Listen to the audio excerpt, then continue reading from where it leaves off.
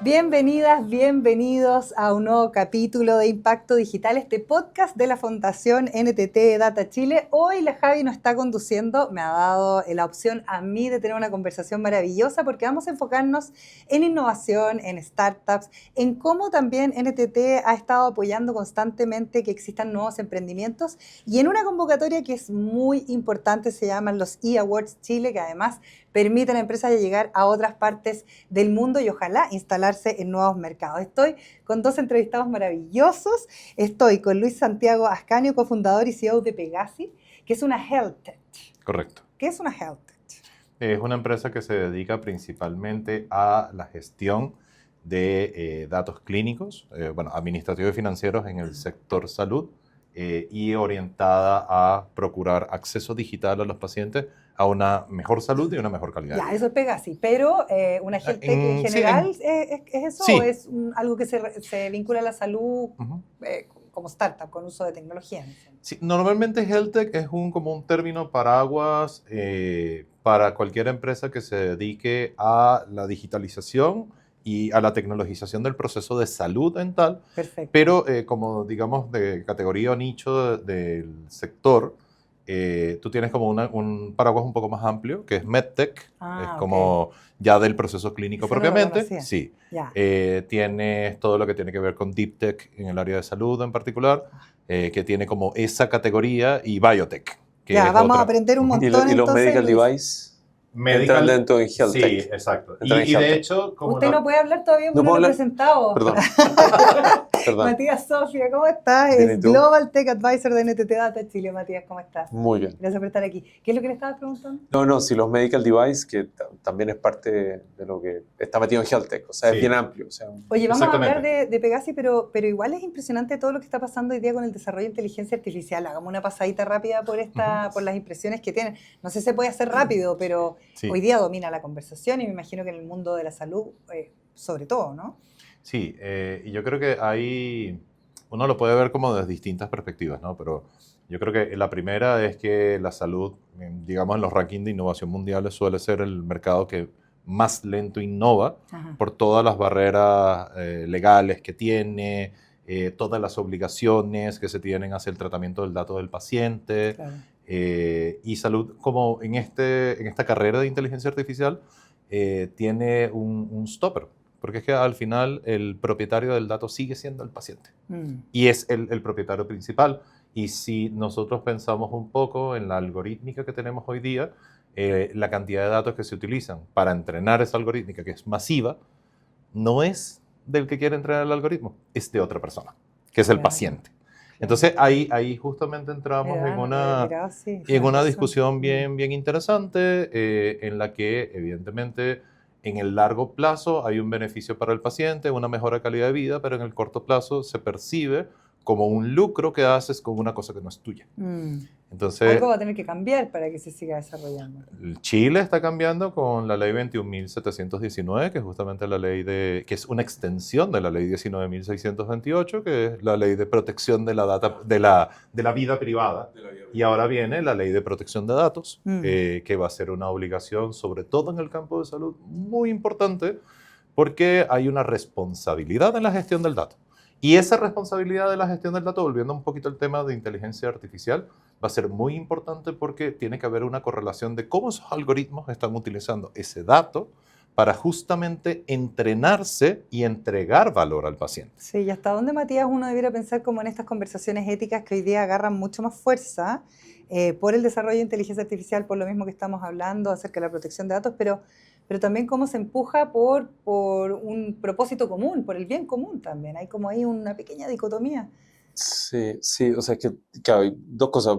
Hablamos de la IA primero. Entonces, la IA lleva más de 50 años. Sí, claro. O sea, es como, yo creo que eso también Pero es ahora importante. ya explotó, en el fondo. Que hoy día explotó desde que salió GenAI y un poquito, hoy día está todo el hype de los agentes. Sí, claro. O sea, he escuchado.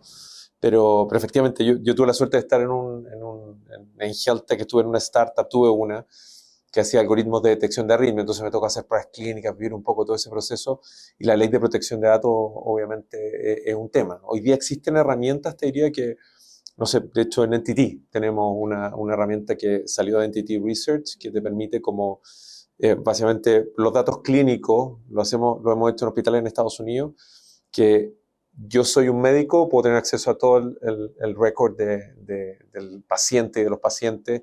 Yo soy una enfermera, quizás voy a ver una parte. Más parcial. Si yo soy una universidad, básicamente es data de protección, o sea, te dan acceso basado en quién eres tú. Entonces, si la universidad tiene que hacer un estudio con los datos clínicos, que estén anonimizados los datos clínicos y no pueda tener acceso a los datos para poder entrar. Sentido, que tiene mucho sentido. Sí, es un tema de roles. Y de roles, exactamente. Entonces, es parte, no me acuerdo el nombre del producto, pero salió de research. Oye, ¿y tu startup qué pasó con ella? Es una larga historia. Yo vendí mi parte, pero hicimos pruebas clínicas en Brasil, en Chile, en varias partes, y es interesante, pero toma mucho tiempo. O sea, yo concuerdo contigo, si uno mira el mundo del capital de riesgo y startups, en el mundo de health tech o de biotech, en general, son proyectos a 10 años, a veces toman mucho tiempo, hay mucha burocracia entre medio, por eso que son muy pocos los fondos también que invierten en eso. O sea, sí. Yo creo que también son pocas los startups que hoy día están. Pero hay iniciativas como los eAwards, donde Pegasi obtuvo el primer lugar el año pasado, ¿cierto, Luis? Sí. Cuéntame un poquito, o sea, claro, este 2025, digamos, ¿no? Para el 2026. Sí, no, y obtuvimos el primer lugar en Chile, fuimos a la final mundial, lamentablemente no ganamos. ¿Cómo estuvo esa competencia? Muy reñida y fue una súper experiencia porque además ver el aporte que están haciendo los distintos países y pucha, uno desde su trincherita viendo que uno está compitiendo con gente que está haciendo unas soluciones tan bacanes para los problemas del mundo es un orgullo, de verdad. Y para mí el orgullo es doble porque, o sea, lo pueden escuchar por mi acento, yo no soy chileno. Y tener la oportunidad de además, representar a mi país adoptivo en una instancia internacional tan importante, pucha, fue una súper experiencia. ¿Específicamente qué hacen con Pegasi? Sí, bueno, justamente lo comentaba un poco al principio, una health tech que está orientada a la digitalización del viaje del paciente. Nosotros vemos mucho que el viaje del paciente es una especie de ese paciente saltando a través de lagos, ¿ya? Silos de información. Cada vez que uno se sienta con un doctor tiene que volver a decirle todo de nuevo. Exactamente. Ya, entonces, justamente transformar esa realidad. Y uno se le olvida la mitad cuando envejece. Sí, entonces, justamente o miente directamente. Yo creo que mentimos. Yo estamos mintiendo. Yo no estamos mintiendo. No, yo no tengo nada. No me acuerdo de nada. Ya, porque eso igual es preocupante para un sistema de salud, ¿no? Total. Si pensar en algo integrado. Claro, no, y también estamos migrando mucho al concepto de la historia universal justamente para evitar ese tipo de problemas, que un incidente que tuviste a los 7 años pueda ser predictor de un accidente que tienes a los 63. Entonces, un poco la noción justamente que está dentro de Pegasi es digitalizar ese viaje del paciente para convertirlo, en vez de ser ese paciente saltando a través de silos, convertirlo en un río.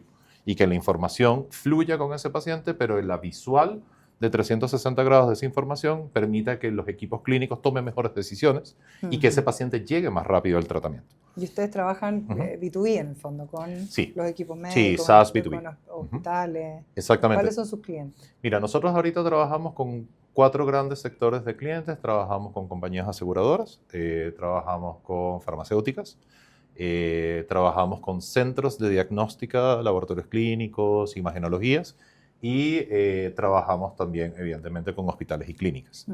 Hemos venido en el tiempo justamente trabajando mucho con holdings, digamos, que tienen como la aseguradora, el laboratorio y la clínica dentro del mismo sistema. Claro. Y justamente trabajando como en 4 puntos estratégicos del viaje. En el primero es prevención y detección temprana a través de algorítmica de inteligencia artificial, por eso buenísimo que hablemos al respecto. También a ese paciente que identificamos con un perfil de riesgo, llevarlo a hacerse el estudio en el tiempo adecuado para que su enfermedad sea percibida. Claro. Sí, no, y sea detectada lo más temprano posible, porque eso reduce también el costo del sistema y la carga sobre el costo del diagnóstico, el costo del tratamiento y la carga sobre el sistema. Luego de que ese paciente es diagnosticado, permitimos la generación de comités digitales en los que equipos multidisciplinarios se agrupan, discuten el caso del paciente y con esa discusión toman una decisión de tratamiento. Y ahí, con ese tratamiento digitalizado, acompañamos al paciente a lo largo de todo el tratamiento, manteniendo adherencia, que ese paciente continúe con el tratamiento, que no se nos escape, y finalmente, cuando el tratamiento concluye, acompañamos a ese paciente hasta por 5 años para que no nos haga una recaída. Entonces, es la navegación completa del viaje del paciente, pero muy conceptualizado en el hecho de que el evento clínico no es el único evento que ocurre. Y a veces el paciente se te tranca en el viaje, en el proceso de diagnóstico y en el proceso de tratamiento, por un evento administrativo. Claro. O un presupuesto, o por ejemplo no salió una carta aval de una aseguradora. Entonces es como conectar todos los eventos y la data o no conseguí producida. una hora para hacerme X examen, Exactamente. que eso suele pasar, es muy Sí, cotidiano. Sí. ¿Cuánto tiempo llevan? Sí, Sí, Matías. no le hace una ¿Y Sí. Mundo Público está ahí? Sí. Y el Mundo Público, sí. ahí hay un espacio gigante Tremendo. en el seguimiento de los pacientes que te diría que es mucho más grande que en el mundo privado. O sea. Sí, nosotros ahorita, por ejemplo, acá en Chile trabajamos con el Instituto Nacional del Tórax, llevamos el Comité Oncológico Digital de ellos desde hace ya 2 años. Estamos trabajando en otras partes, por ejemplo en Argentina llevamos todos los programas de detección temprana en cáncer de cuello uterino de las gobernaciones de Chubut y del Río. Por ejemplo, en Colombia acabamos de cerrar un proyecto súper bonito para detección temprana de cáncer de cuello uterino y vacunación de niñas contra el virus del papiloma humano en el eje cafetalero de Colombia. Proyecto que nos implicó mucha logística de cómo contactar al paciente rural que no confía en el WhatsApp. Entonces, mucho del reto que nosotros tenemos en general es poder enganchar al paciente a un programa de prevención que adhiera, pero también hacer ese transporte transversal de la información que por un lado te permite sacar KPIs, o sea, Sí, claro, clínicos, administrativos y financieros, pero por el otro te permite también que el equipo clínico que está enfrentando el caso tome mejores decisiones. ¿En qué países están operando hoy día?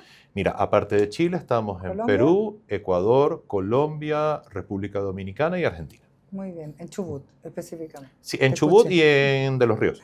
Oye, Matías, tú estuviste de jurado en los E-Awards. Estuve jurado, estaba un par de veces ya jurado. Qué difícil elegir el proyecto ganador. Cuéntame cómo es esa experiencia Sé que y los es criterios. difícil porque, o sea, hay un jurado bien amplio, o sea, no somos, no sé cuántas personas, ahí estará Javi por ahí, pero son como 7 personas, 8 personas, entonces es difícil ponerse de acuerdo. De repente topáis con 2 o 3 que están hacemos todas las matemáticas siempre, pero realmente siempre hay un empate. O sea, los 2 que he estado siempre hay empate o hay 2 o 3, y la decisión es difícil, pero también hay que pensar que estamos buscando startups que tengan una misión, que tengan un impacto, o sea, como el caso de Pegaso, entonces eso te facilita el que esté alineado con el propósito de los E-Awards, o sea, que yo creo que eso es fundamental. Y lo otro es que también, como buenos chilenos, queremos que los que vayan a competir, ojalá ganen o les vaya muy bien en el E-Awards que se hace a nivel más regional. Entonces, creo que también es parte, pero es muy entretenido, o sea, si hay gente que nos está escuchando, probablemente se pregunta, oye, ¿sabes qué? Yo tengo la idea para poder solucionar una problemática grande como lo que estamos conversando, que es un tremendo problema, ¿no es cierto? ¿Qué criterios hay que tener? ¿Cómo, tú que estás del otro lado, ¿no? Que eres del comité evaluador, por decirlo de alguna manera, ¿qué criterios deberían tener estas personas?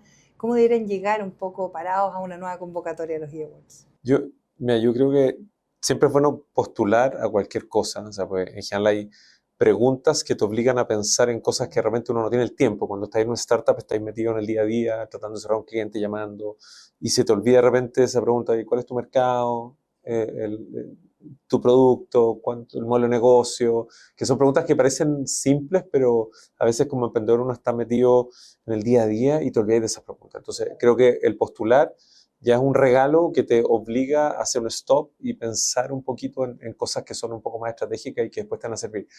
Y después el proceso es entretenido porque se involucra gente de NTT también. Como compañía estamos, no sé si vamos a pasar de esto, pero estamos a nivel global, básicamente tenemos como Next Generation of Startups. Entonces estamos trabajando con startups en todo el mundo. O sea, tenemos una visión muy fuerte de que, somos una empresa muy grande, pero hay muchas cosas muy buenas que hacen los startups y con los cuales podemos colaborar. Entonces, ¿pasa algo como entre el voluntariado corporativo, entre que la gente de NTT se involucra realmente no solo con esta convocatoria, con otras causas que tienen a través de la fundación, por ejemplo? Internacionalmente tú también me contabas, y mucho talento se queda después dentro de NTT o termina siendo proveedores. Eso sería como lo más deseable, ¿no? En una compañía para generar esta manoseada palabra que se llama el ecosistema emprendedor. Creo que yo creo que a todas las compañías grandes les cuesta mucho trabajar con startups, o sea, porque en general están los incentivos, hay una serie de cosas, en general el riesgo reputacional también aparecen muchas cosas, pero yo creo que ha ido cambiando esa barrera. Yo creo que también las empresas corporativas se han dado cuenta que los mismos clientes les piden, oye, me interesa la solución del startup, lo vi en una startup, entonces también los obliga a abrirse al ecosistema. Nosotros como Tití llevamos mucho tiempo trabajando, o sea, tenemos fondos de capital de riesgo en Norteamérica, tenemos, no sé, un ecosistema de startup fuerte, de hecho hacemos un Open Innovation Program que se hace, este es el tercer año, en general lo hacemos en pueblos como en Italia o en España, en los pueblitos chicos, nos vamos 3 días con 12 clientes, los cuales hacemos un proceso de buscar un desafío y hacer un scouting global de startups que solucionan eso y después se trabaja 3, 4 días en un pueblito con ellos directamente. Ahora nos toca en Málaga, en España, pero no es parte de las pueblito, cosas. ¿eh? No es pueblito, no, pero es que en Italia era un pueblito, era como Montepulciano, que era un pueblito muy chico, pero acá Málaga es mucho más grande. Pero te digo que tenemos distintos approaches de trabajo con startup, que es parte de la evolución que estamos buscando. Seguramente la ola de calor va a ser uno de los trabajos que van a tener que hacer. Pero va a ser en octubre, así que la ola de calor no va a haber, no va a haber ola de calor, va a haber ola de frío. Es que estaba viendo hace unos días al rey, Carlos III, así como transpirando, pero mal en Buckingham, porque no hay aire acondicionado, no tienen nada en Inglaterra, y la verdad es que estos picos de calor probablemente también podrían generar incidencias sobre la salud, ¿no? Sí. Y eso debiera la startup recogerlo. ¿Cómo ha sido tu experiencia, Luis, con este proceso del que está hablando Matías? Nada que ver con el rey Carlos. Sí, estábamos pensando, y la reina Isabel se murió. Sí, no, y también interesante, bueno, en el caso de nosotros, como salimos del mundo oncológico por un tema misional, uno de mis socios murió de cáncer. Como uno habla del rey Carlos y ver que una persona pudo efectivamente pasar un cáncer con las características avanzadas del cáncer de él, habla de un tema de acceso. Tal cual. Y habla de un tema también de una salud que está continuamente supervisada para evitar una etapa tardía. Que, sin embargo, en este caso no se logró tanto, pero se logró, digamos, atacar a tiempo. Claro. Y un poco la experiencia y el trabajo que nosotros hemos tenido en el tiempo con grandes corporativos también, justamente es facilitar un acceso a ese tipo de salud, pero para todos. Y yo creo que el gran igualador de oportunidades es la tecnología. Entonces, a través de la tecnología nosotros podemos hacer que sistemas que no necesariamente son tan eficientes puedan serlo más, y eso da más oportunidad de acceso, y esa oportunidad de acceso genera mejor calidad de vida. Por supuesto, y la prevención de la que estabas hablando al comienzo. Y en ese sentido, ustedes no solamente han estado apoyados, por ejemplo, por haber sido los ganadores de los eAwards, sino también, por ejemplo, han estado con Hub Apta. Correcto. El trabajar como multidisciplinariamente, por decirlo de alguna manera, con multidisciplina de apoyos, ¿qué les ha permitido también? ¿Cómo ha sido esa experiencia? Sí, bueno, mira, en primer lugar, la oportunidad de venir a Chile y desarrollar Pegasi fue una oportunidad que nos brindó inicialmente Startup Chile, que es un programa gubernamental nacido en el año 2010, de una iniciativa justamente de convertir Chile en un polo tecnológico, y de ahí salimos. Nosotros yo anteriormente vivía en México, y con la oportunidad de venir a Startup Chile, ya empezamos a trabajar en este ecosistema, y nos hemos topado justamente con actores como Hub Apta a nivel nacional. Trabajamos muy de cerca con Roche como corporativo, trabajamos con el Centro Nacional de Sistemas de Información en Salud, el CENS, que como en su materia, en su naturaleza, es único en América Latina.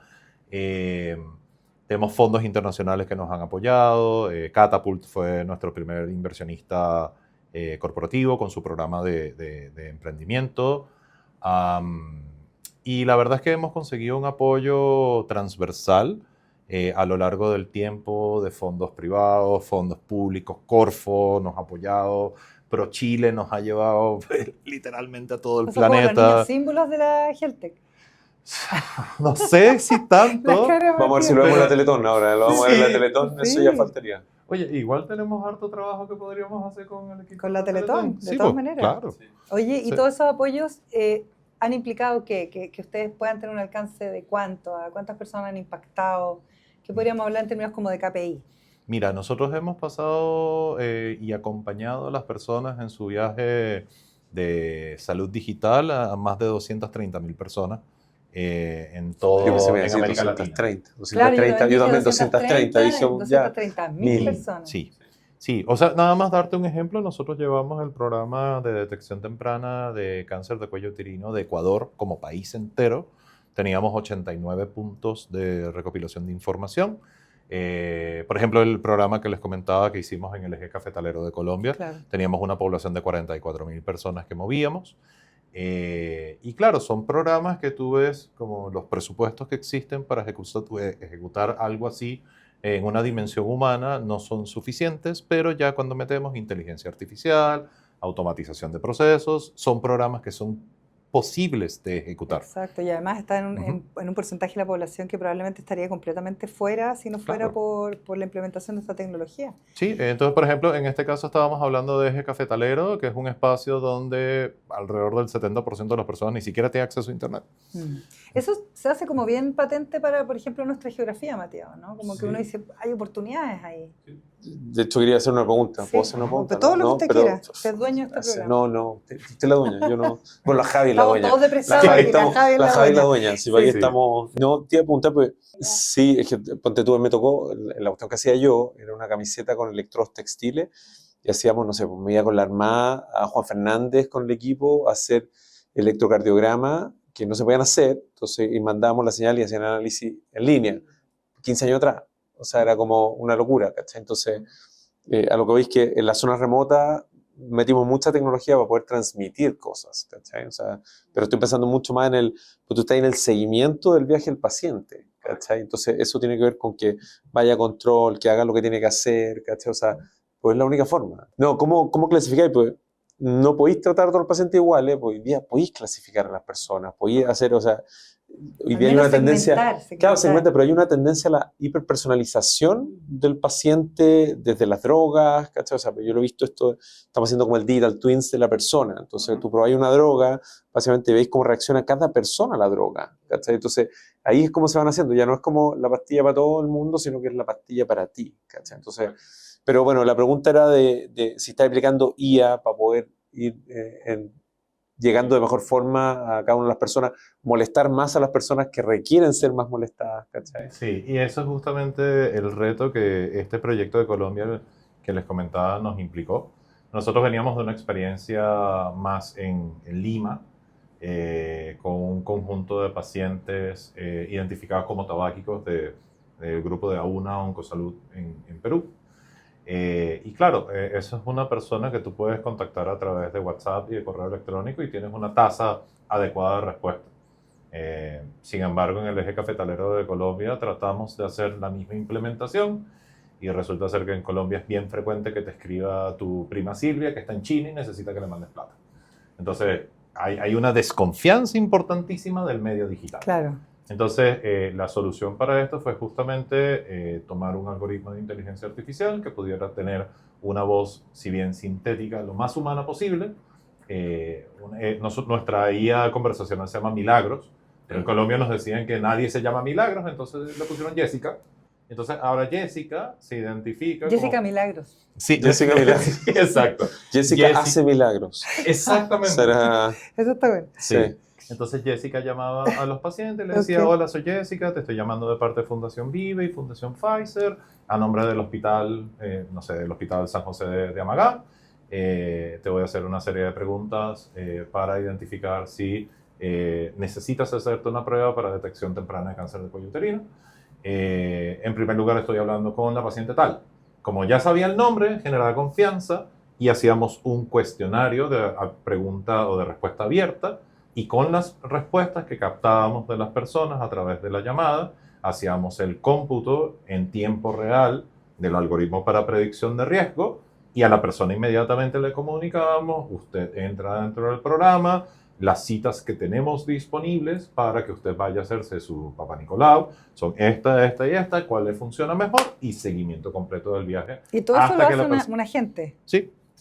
Sí, o sea, ese agente dispara 1.500 llamadas al día. Jessica. Sí, Jessica llama a 1.500 personas al día. Milagrosa. Sí, Sí, pues. milagrosa. Milagrosa. Milagros. Jessica Milagros. Oye, Matías, hay un premio monetario, a ambos, de estos eAwards. Antes de decir en qué consiste ese premio o esa cantidad de dinero, además del acompañamiento y todo, tú ya decías, hay un valor a la hora de postular a la convocatoria que sea porque permite revisar uno mismo su propio emprendimiento, su propia empresa. Pero también existe como una fiebre de premiaciones. Tú mismo hablaste, Luis, de un montón de fondos que ustedes han podido obtener. Lamentablemente a mí me ha pasado, yo llevo muchos años entrevistando startups y emprendedores y hay algunos que solamente han vivido de fondos y no tienen modelo de negocio. Entonces, ¿cómo uno separa un poco la paja del trigo y logra hacer que esto realmente se transforme en un ecosistema y en algo que sea virtuoso más allá de la foto, el cheque de cartón que reciba el ganador o la ganadora, ¿no? Ahí la reflexión se las dejo a los dos. Sí, o sea, es difícil, claro. Hay mucha gente, o sea, hay como una fiebre, no sé, como tenemos muchos subsidios, no así da lo mismo, pero tenemos muchos. O Y sea, convocatorias. Y convocatorias, Sí. y llega dinero. Hay gente que vive mucho tiempo de la foto, el cheque, que yo creo que es un error. O sea, al final, lo que está pasando también, eso se conecta un poco con, no sé, grandes valuaciones que hubieron un poco burbuja, Tal cual. donde no había modelo de negocio. Entonces, yo que, diría, quizás no esté mal de que mala no, persona, no esté mala de persona, o sino mala que intención, sino que yo creo que no descubren el modelo de negocio. Y por eso existe el concepto del pivoteo, o sea, tenéis que ir probando para tener algo. Hoy día se está premiando mucho más las compañías que son rentables. Entonces, que antes era como, vamos, crecer, y hoy día es como, oye, usted claro, esto de es quemar la rentable. plata ya no es tan Sí, ya aceptable. no es quemar la plata tan Sí. aceptable. Entonces, yo creo también en ese ámbito, para los que están partiendo, yo creo que pivotear rápido es importante y ver si uno tiene tracción o no. O sea, yo soy muy de, se dio pivoteo, tracción, y si no, en algún momento uno tiene que poner una fecha límite también, porque te vas comiendo entre los ahorros, metiste Family and Friends, entonces... Claro. El cortisol también, sí, te va haciendo daño. Sí. Entonces no hace falta Pegaso ahí. Y ahí, claro, Pegaso, porque igual ustedes me imagino que vienen a solucionar un problema. Tú estás hablando que están vinculados con no solamente hospitales, sino que con laboratorios. O sea, aquí había un gap de información que era muy importante para tus clientes hoy día, ¿no? Sí, y de hecho ayer justamente me dieron la oportunidad de hacer una presentación, la profesora Daniela Zug en la Facultad de la Escuela de Negocios de la Universidad de Chile, en el diplomado de alta dirección en salud. Oye, y súper interesante la experiencia porque cuando uno empieza a hablar justamente de estos temas, interoperabilidad, inteligencia artificial, ley de protección de datos, te das cuenta que efectivamente ahorita estás llegando a un punto regulatorio, digamos, en el que la revisión de estos problemas que genera la data se están convirtiendo en un core de negocio. Claro. Entonces, no son problemas que tenga, y tú ves un poco los perfiles que van a este tipo de eventos, a este tipo de programas, no son solo perfiles, digamos, de hospitales, van de farmacéutica, de aseguradoras, de laboratorios clínicos. Entonces, estamos todos en torno a la idea de qué podemos hacer si nuestras cajas negras de información en nuestros ciclos de negocio desaparecen y tenemos toda la data, pero también tenemos la capacidad de analizarla. Claro. Y eso es lo que nosotros en Pegasi en particular hemos identificado como un problema de negocio. Porque el hecho de que la data no tenga el tratamiento adecuado y no sea medida, no es solamente un problema para el corporativo, es un problema para el paciente y es un problema para el sistema. Sí, claro. Muchas veces la tesis que tenemos de tener un sistema de salud mucho más lean, más flexible, está atorada en un silo de información en alguna parte del viaje del paciente. Totalmente. Y ahí, Matías, el propósito súper importante, porque ya uno podría decir, liberemos toda la data y volvámonos locos, pero también partíamos con una conversación que era más ligada a lo ético, ¿no? Cuando estamos viendo, por ejemplo, el avance de la inteligencia artificial en distintos ámbitos, y ahí uno dice, bueno, ¿por qué es importante también relevar el propósito, sobre todo una compañía como NTT Data a través de su fundación, ¿no? Propósito de estas startups. Sí, o sea, a ver, efectivamente la IA y todo el tema ético es un gran tema. O sea, lo planteó el Papa, Sí, o sea, claro, lo ha planteado todo el encíclica, mundo, entonces yo creo que es un tema que todavía está en proceso, como esto avanza tan rápido, es difícil como vamos, o sea, regular es muy difícil. Sí. Entonces yo te diría que pues digo, la ética... La sociedad va a ser más, va a presionar más. Va a ser mucho más, o sea, como tú estás viendo los datos abiertos, pensando en la interoperabilidad, o sea, piensa en finanzas abiertas, lo mismo, o sea, el mismo tema, o sea, es como, ¿quién es el dueño del dato? Soy yo, soy el paciente, soy la persona que quiere tener un crédito. Entonces yo creo que estamos justo en un ciclo como país también. Lo bueno es que las asociaciones que se van generando, no sé, por ley fintech, las leyes, básicamente empiezan a empujar para que las leyes vayan en una buena dirección. O sea, yo creo que eso es potente, pero estamos en ese cambio. O sea, como la finanza abierta, la interoperabilidad lleva como 20 años. O sea, como así, debo ser honesto, que lleva un poquito más de tiempo. O sea, como que no ha pasado nada. Pero la interoperabilidad en lo otro... Pero ahí tú, Matías, porque tú has sido startupper o emprendedor. Startupero. Yo tengo mi startupero. O emprendedor serial. Sí, emprendedor no, pero eso no me digáis eso, no. No, pero igual un poco emprendedor serial, Luis, startupper también, yo tengo una pyme. En el fondo como que uno dice, bueno, hoy día también hay un rol institucional de la empresa que yo creo que es súper interesante, porque en un mundo donde la institucionalidad está bien en jaque, donde hay mucha incertidumbre, yo creo que hay una buena tierra fértil para que la empresa también se transforme en este facilitador. Volviendo un poco a la pregunta de, no sé, pues NTT tiene su fundación, y efectivamente ahí se persigue, ¿no es cierto?, que aquellas empresas aquellas startups o quienes participan en las convocatorias o lo mismo de las habilidades digitales para los niños, tengan un propósito, ¿no? Como que se empuja un poquito más allá la barrera. O sea, yo creo que la fundación, a mí lo que me gusta y porque apoyo harto y siempre estoy tratando de empujar es porque parte de un propósito, como decís tú, hay mucha gente acá en Tití, no solamente en Chile, sino que en Latinoamérica, en España, en Iberia en general, participan en muchas actividades donde tú puedes traer a niños que aprenden de robótica, de programación, entonces también uno va a expandir la cultura digital, entonces eso es parte de los propósitos que tiene, pero también ha sido mucho y ha ido tendiendo también, se han dado cuenta que, ok, está bien esto, pero también el mundo de startups, de generar impacto, también es importante y ha sido un poco parte del trabajo que se ha hecho en la fundación, sobre todo en Chile, de conectar con el ecosistema startup. Entonces, porque buscamos startups que de alguna forma tengan el impacto. Los 230.000 pacientes, o sea, creo que también hay que empujar hacia ese lado, más allá del impacto que hace la fundación con todas sus actividades que hace durante el año. Esta es una actividad de la fundación, que creo que eso es importante, que hace durante el año. O sea, y algo interesante que estuve justo, no te conté, Javi, estuve en España con el presidente de la fundación y estuve con él, pero por casualidad.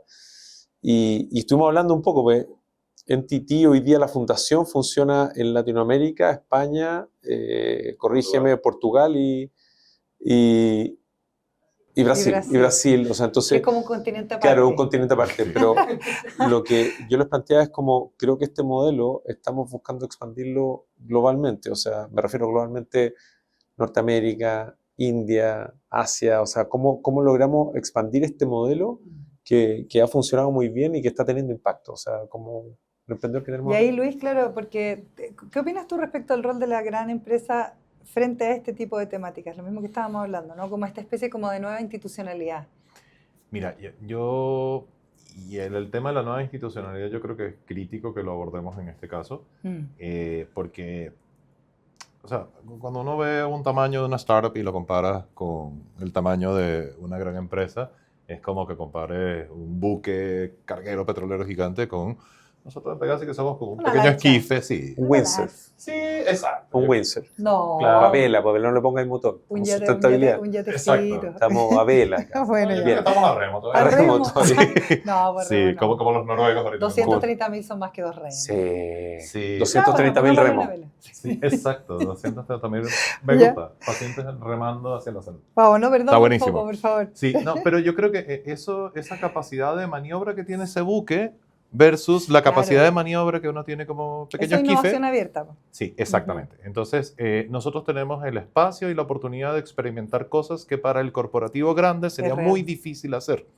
Entonces, es como que tomamos la tarea y validamos en el mercado si funciona, y en la alianza está la oportunidad de escalar. Entonces, esa redirección rápida es, yo creo que una de las destrezas importantes que todo founder tiene. O sea, y por eso también rescato mucho lo que comentabas de que efectivamente tiene que haber un foco en la atracción y no en el foco de la obtención del fondo. Porque yo creo que la mejor, es un dicho de mi tierra, que es la madre de la inventiva es la necesidad. Totalmente. Y el que no necesita porque tiene el bolsillo lleno, no inventa tan rápido.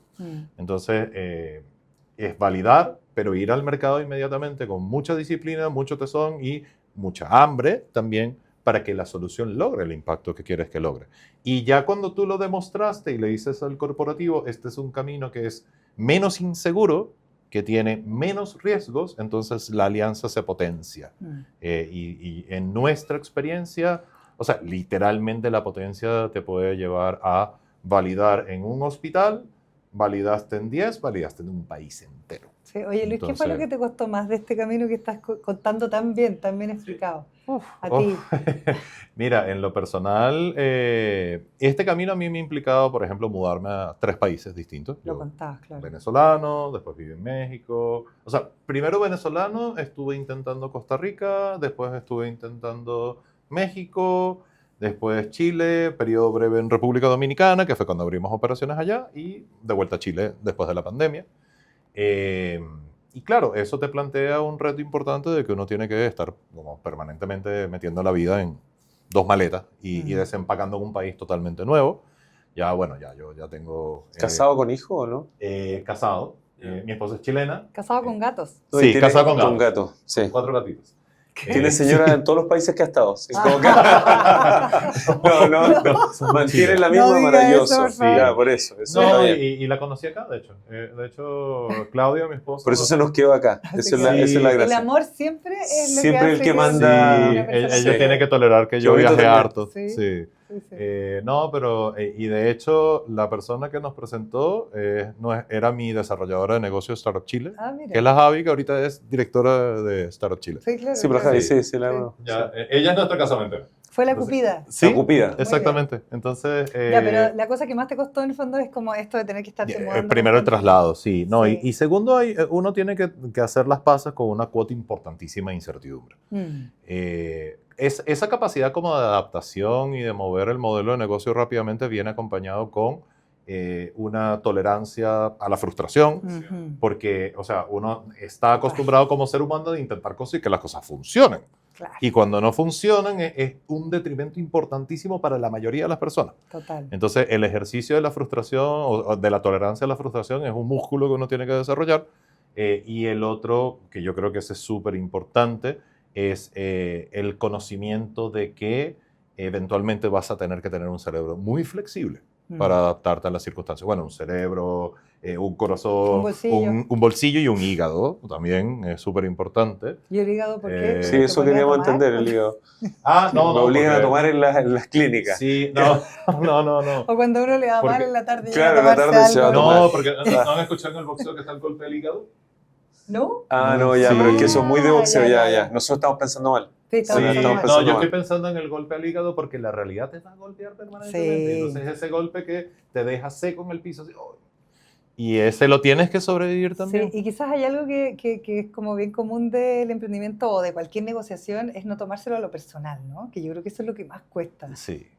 Sobre todo cuando has estado como en algún proceso que quizás ha ido avanzando o ha terminado una relación con alguien que fue importante para ti como cliente. Esos golpes igual son bien emocionales, ¿no? Sí. No, y también hay un tema súper importante de que primero tienes que hacer las paces con que no necesariamente los que arrancaron la carrera contigo la van a terminar. Ese es un buen punto. Los socios van cambiando en el camino. Hay un mundo ese. Hay gente que cuando tú comienzas a conversar con ellos sobre una cosa y les metes un poquito de presión y terminan siendo otra cosa. Pasa harto. Mucho. Pero también hay una cosa muy importante de esto es un océano que tú no sabes en qué playa te va a dejar parado. Y tienes que estar preparado para todo. El naufragio. Me encanta la analogía, está muy buena. Sí. Oye, ya nos queda un minutito, estoy media pasada de tiempo, Javi, pero se han entretenido, por lo menos tenemos público acá, ya. Por lo menos se han entretenido. Un consejo, una visión, una reflexión acerca de todo esto que hemos venido hablando, el emprendimiento, el valor del emprendimiento, el valor también de aportar al emprendimiento. Cada uno desde su vereda, lo que quieran comentar. No, por favor, no te... Ya. Mira, yo creo que, o sea, primero los eAwards son una súper buena oportunidad, no quiero dejar pasar la invitación, aparte de que conocí gente súper bacán entre los ¿A dónde emprendedores... te tocó viajar a la Lima. competencia? A Lima, perfecto. Sí, entre los emprendedores, gente fantástica con unas misiones increíbles. También el equipo de NTT es espectacular. Y son personas con las que yo en lo personal no me hubiese podido cruzar, porque por ejemplo con la Javi hicimos súper buen match. Y también con el equipo de España, que son una gente bacán, con la que de vez en cuando nos cruzamos correos, vemos qué tal las oportunidades. Pero si no hubiese sido por la oportunidad, no hubiésemos podido interactuar. Entonces, es una muy buena palestra también. No quiero dejar de invitar a las personas a enviar sus aplicaciones. Las postulaciones de los Sí. eAwards 2026 están abiertas. Así que Exactamente. ¿Hasta cuándo?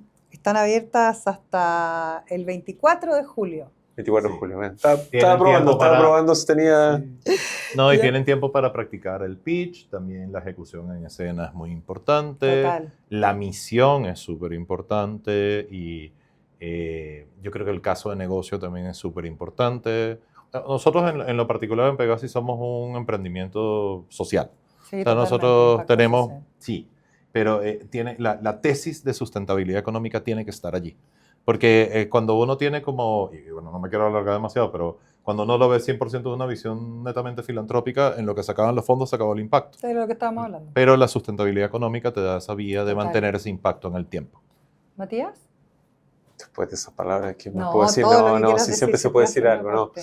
No, yo creo que insisto en el proceso, no solamente la postulación, sino que el proceso de llegar a la final, pero ahí tú en otro capítulo contarás, pero hay un proceso que la Fundación ha trabajado también para agregar valor.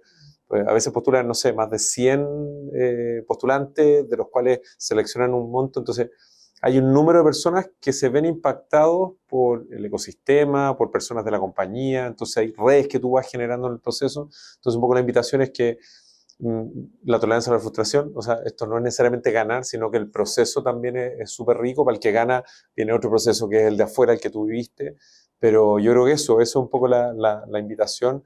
Y un mensaje, yo soy un poco en contra como de la gente que habla de esto, son mis mensajes así como de, pero es como yo soy emprendedor de impacto.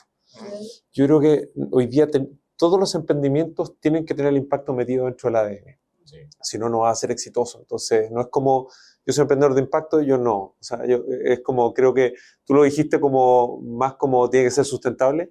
Es como, si no, no vais a ser nunca un emprendedor, pero tenéis que generar impacto. O sea, hoy día, o en la sociedad, en el segmento donde tú estés. O sea, ese es un poco mi punto. Claro. Me gusta decir eso, porque como que hay gente que se encasilla mucho en impacto y es como...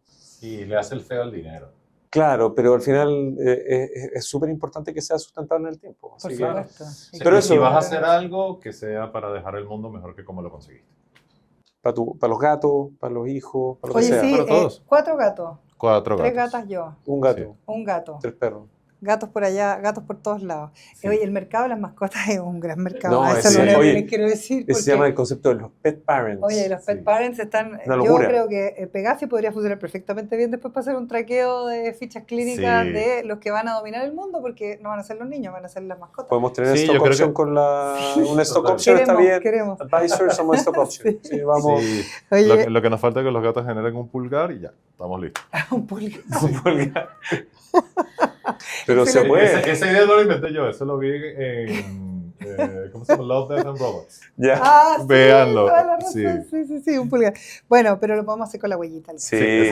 Algo vamos a inventar. Oye, las postulaciones entonces de los eAwards 2026 están abiertas hasta el 24 de julio para que puedan participar. Yo creo que es súper interesante lo que estaban diciendo aquí, Matías también. Ha sido como algo que me tiene medio obsesional la radio también. Creo que estamos como un hámster en la rueda constante tratando de maximizar utilidades, bajando los costos, pero también es súper importante que nos demos tiempo para, por ejemplo, postular a una convocatoria como esta, para tener conversaciones como la que hemos tenido hoy día en Impacto Digital, para poder sociabilizar, para poder tener quizá un poquito más de ocio que también nos permita ver un poquito más allá de nuestra cotidianidad, de nuestro día a día y hacer crecer nuestros negocios. Así que gracias por esta conversación. Listo. Gracias a ti. No, muchas gracias. Impacto Digital entonces está a través de nuestro canal de YouTube, ¿sí? Y también en Spotify. ¿Y qué más? Sópleme nomás. LinkedIn. Y en LinkedIn también. Así que ahí nos pueden seguir viendo los capítulos conducidos por la Javi. Gracias por estar ahí. Que estén muy bien. Gracias. Muchas gracias.